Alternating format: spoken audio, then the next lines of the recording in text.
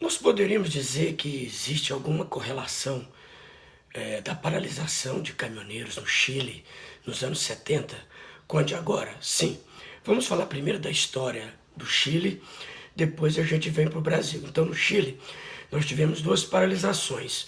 Uma em outubro de 72 e outra em agosto de 73. A de 73, ela teve aí 40 mil caminhoneiros parando e empresários fechando as portas, comerciantes, etc e tal, o que levou à queda, o que levou ao golpe do governo democrático de Salvador Allende, né?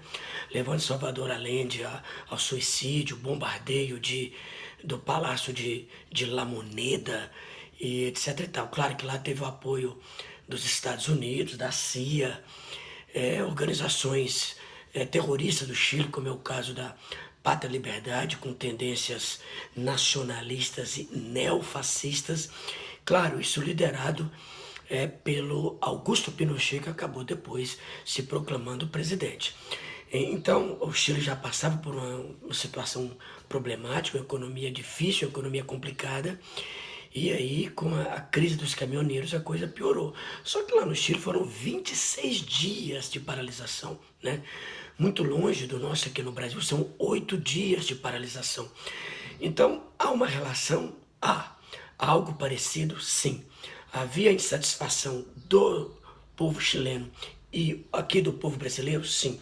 Havia insatisfação dos caminhoneiros chilenos e de caminhoneiros brasileiros? Sim. Então, no caso aqui do Brasil, nós temos uma insatisfação, mas por enquanto há alguns pedidos de golpe militar, etc e tal. Aí alguém pode perguntar, bom, o golpe militar ele é sempre preocupante, né?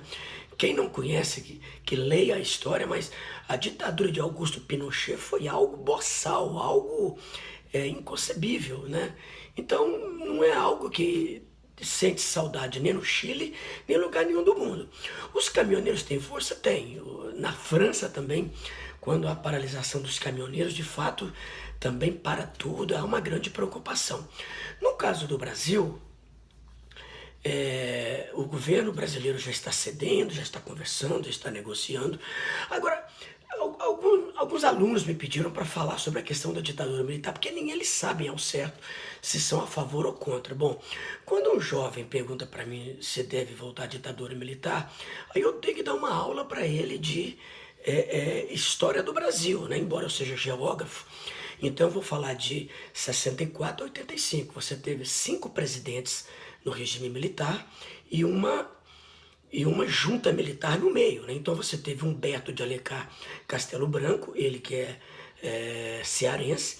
Depois você teve um segundo presidente do regime militar, que foi Arthur da Costa e Silva, que era gaúcho. Aí com a morte dele, teve uma junta militar aqui, com o representante do Exército, Marinha e Aeronáutica.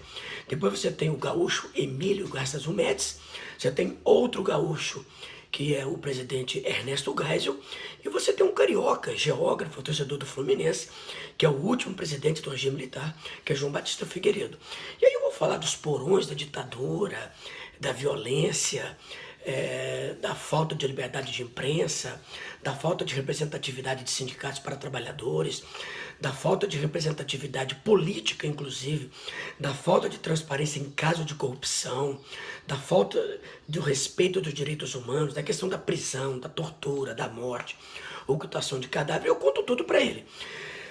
Aí quando é uma pessoa mais velha que me pergunta, eu digo, é só você se lembrar do que foi há 33 anos atrás. 33, pessoal, fala 33 anos, é quando acabou o regime, né? Isso em 85. Mas se você for pegar de 64 a 85, então você tem aí um período maior. É claro que se houver ditadura aqui no Brasil, eu penso que não vai ser como fora outrora.